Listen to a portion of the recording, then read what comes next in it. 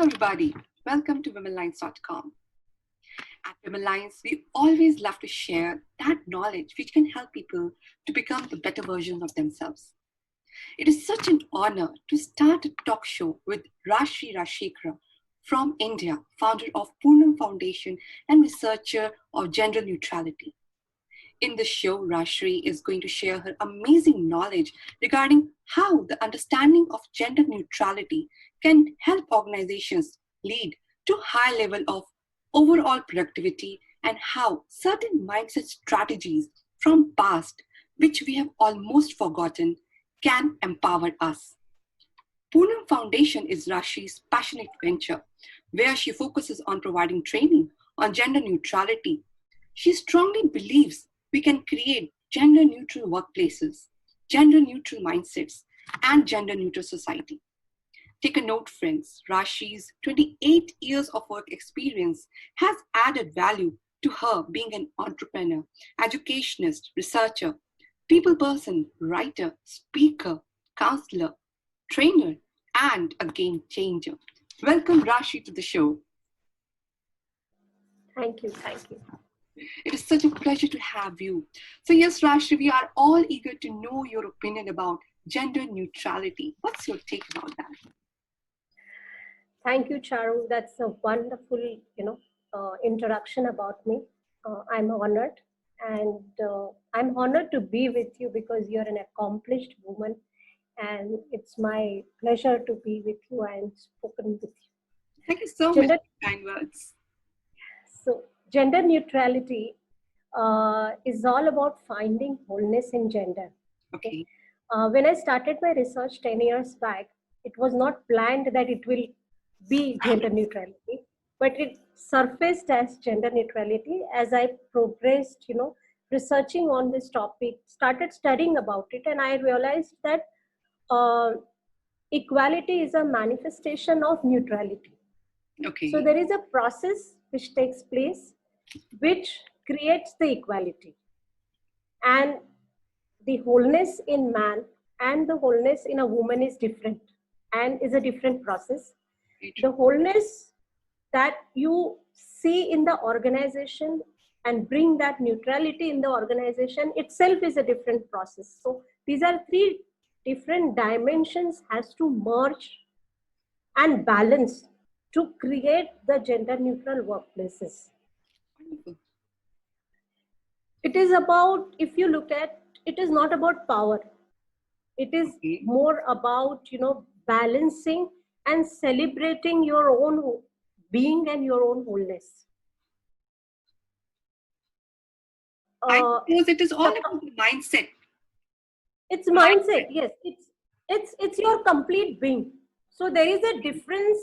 There is a difference when we talk about gender as a right. We talk about my rights as a, being a gender, what are my rights? Yes. These are administrative. Normally we always speak, right? We as a women, we have this right to do, we should be given this power. Or men, they have their own understanding and own takeaways.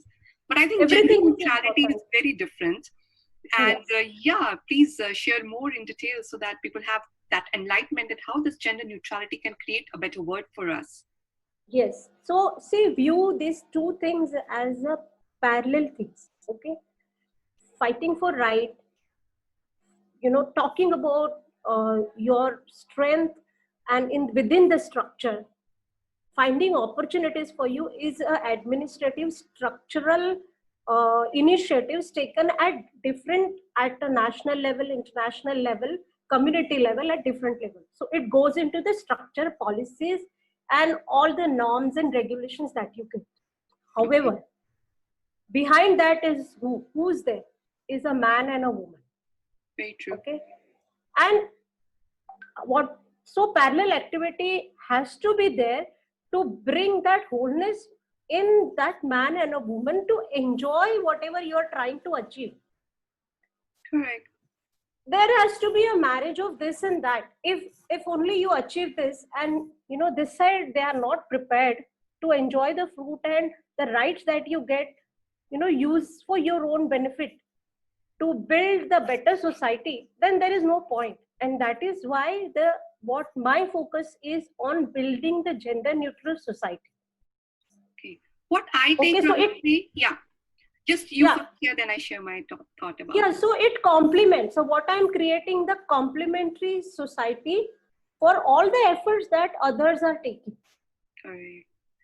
So what I also understand that everybody is having their own skills. Same goes for a man and for a woman. And if it is an organization or a country or a family, whatever it is, if both use their skills in balance and both use their expertise in balance, we can fill that missing gaps which is there. And then we can have a better working place, or we can have a better organization, better country, a better family. So just clarify me if I'm wrong. Like, is this taken as gender neutrality? It is not just balance. Balancing is step number 2. Okay. First finding wholeness within yourself. Okay.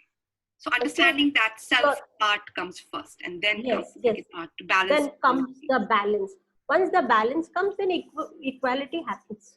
Once the Automatically. equality happens, you're prepared and ready to take the benefit of all the rights and the policies and everything that is coming on your way.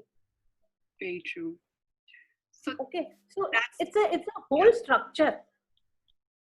So that is the training which you provide for organizations, where you are training people about first understanding of self and how to have that gender neutrality at working place, which can really Yes. help organizations to be better in terms of achieving their results and growth and working place also. Yes. So many a times, some of my clients, they say that we have, a lot of opportunities created for women. We have platforms for them. We have opened these positions for them, but women are not ready. What Correct. it means? What it means?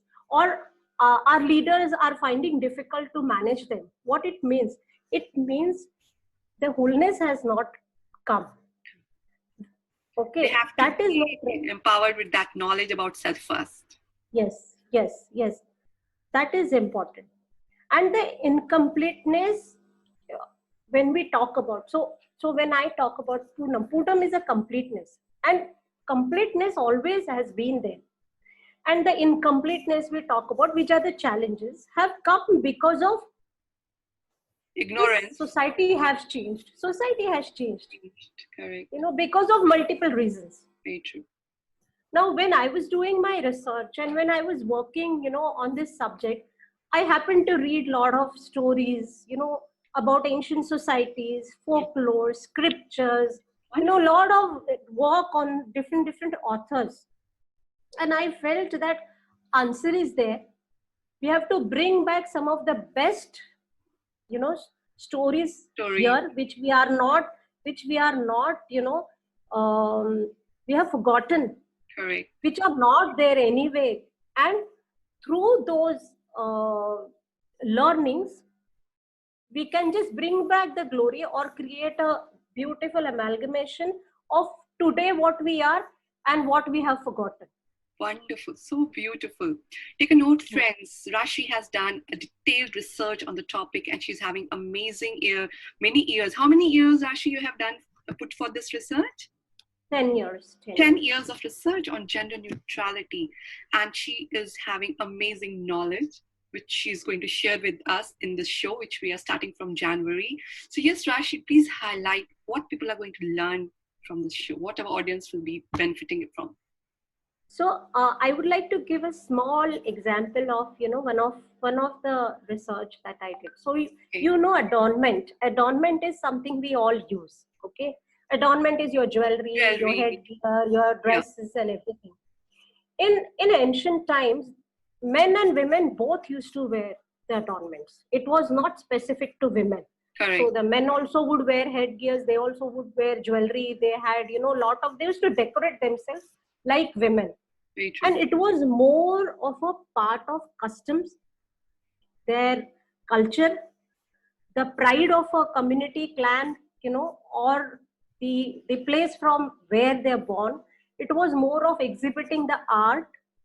It was a pride. It was a solidarity, Very true. and it was a symbol of the community. Correct. Okay, over the years that has changed to If you see nowadays, men hardly use any kind of adornments, except they Not in have, culture. very restricted attire which they use. And if you talk about jewelry, simple thing, the diamond has become a woman's friend, Very true. and man has to gift her.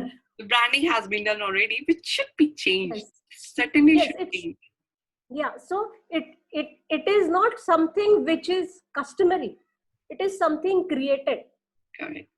And if you don't have, diamond ring, you can't propose a woman. Or if you don't have a diamond ring, you can't show your power. Correct. This is not tradition. This is not something, ritual. This is not something art of the place from where you're born. This is not a symbol of your community. This is not, it's not a solidarity. So expectations have changed. Very true. And these expectations have created gender conflict. These expectations have created further conflict. Like at some stage, women, like I would also used to say once upon a time, now what I don't do since past 6-7 years, Okay. because I have studied. So I used to say that, oh, I'm capable of buying everything. I don't need a man to gift me because I am capable. This has become another, tangent of same problem. So it has created extreme polarity, wherein now the power is added with the pride and ego. It's too much conflict. Too much conflict. And it was not required. So if you see, when we are from India, and in any country, because I studied this, adornment is from Asia, is from Africa, is from Europe, everywhere. Okay. And this was gifted to us from our families. Generation to generation. Yes, so the little ring which came from your mother or your mother-in-law was given to her by mother-in-law, her mother-in-law. So this had so much of value in it. Value, Yes, culture. yes, yes. So adornment is not something fashion. Correct. It is not a product. It is not something your emotion to, or your power, or your worth. It is art, it is culture, it is solidarity, it is community, it is a symbol. That is how we are going to learn from, in all the episodes that we will be doing. Yeah. I'll be giving this small references from different societies, stories, some folklores, some from different scriptures, and which will probably help all of us learn that how can we build this society of harmony and dignity. Wonderful. I'm so looking forward for the show to start from January. And there's so much to learn from Rajaashri. Let's gear up, friends. And do take a note. We'll be sharing the first episode in January to do look out for at womenlines.com. Thank you so much, Rajaashri, for your time. Thank you so much for your sharing. And we are looking forward to have you in the talk show from January. Thank you, Chan. Thank Thanks for Womenlines. Thank you.